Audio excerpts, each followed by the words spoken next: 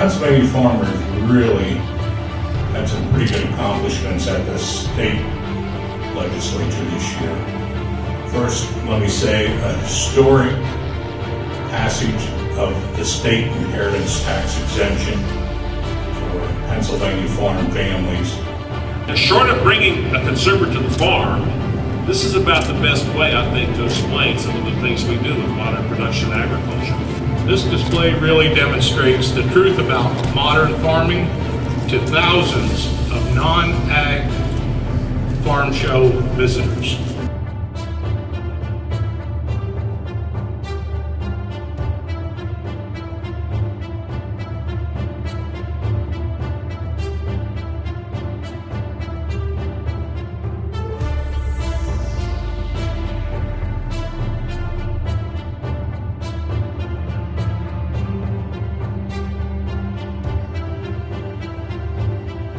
This week we'll be delivering groceries, necessities, gift cards, cash, whatever our volunteers were able to accumulate.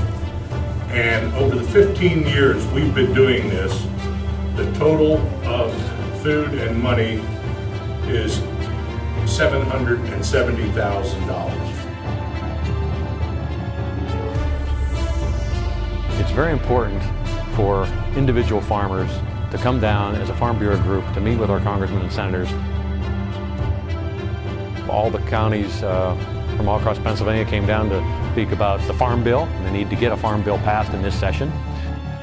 We had over 350 members come to town for the purpose of seeing their representatives and senators and taking one concise message of what our issues are back to their constituents. Well, I feel it's very important for a young person to get involved because, you know, the representatives and senators look at us that, you know, we are the young generation, and we are going to be doing this for the rest of our lives.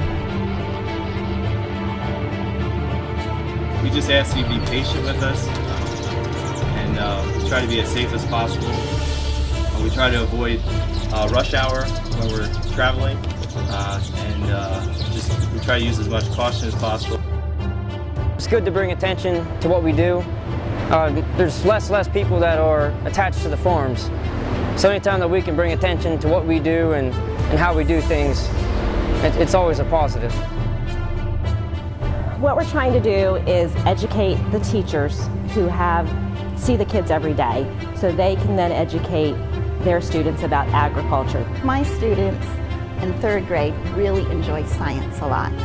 So there's so many ways to tie science into the things that I've learned here.